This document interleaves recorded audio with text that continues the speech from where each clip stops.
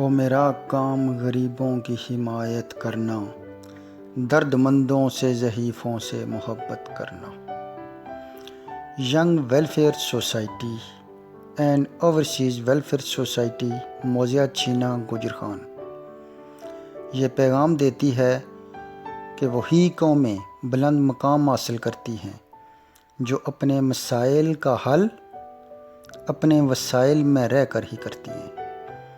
اس لیے ہر آدمی اپنے اپنے حصے کا کام کر کے آنے والی نسلوں کا راستہ ہموار کرے تاکہ وہ آسانی سے مزید ترقیاتی کام کر سکیں۔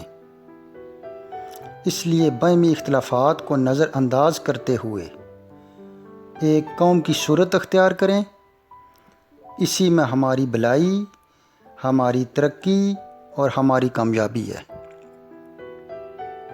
الحمدللہ 2018 سے لے کر آج 31 مئی 2020 تک اوورسیز ویلفیئر سوسائٹی موزہ چینا نے اپنے گاؤں کے حقداران اور ترقیاتی کاموں کے لیے 21 لاکھ روپے کی فنڈنگ کی، جس سے بے شمار گاؤں کے ترقیاتی کام ہوئے اور اس کے ساتھ ساتھ بہت سے مفلس و نادار لوگوں کی مالی امداد بھی کی گئی، اور اللہ کے فضل و کرم سے اور غریب لوگوں کی دعاؤں سے یہ سلسلہ اب بھی جاری ہے اور انشاءاللہ جاری رہے گا۔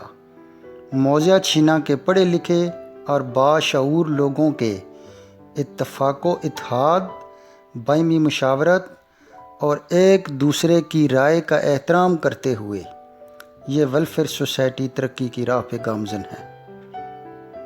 موزہ چینا کے باشعور عوام جو اوورسیز میں حال مقیم ہیں، وہ تمام ایک دوسرے کے ساتھ مل کر اپنے گاؤں کی فلاح و بہبود اور ترقی کے لیے فنڈنگ کر رہے ہیں، اور گاؤں میں موجود ینگ ویلفیئر سوسائٹی اس محنت و لگن سے کام کر رہی ہے کہ وہ اپنی مثال آپ ہیں۔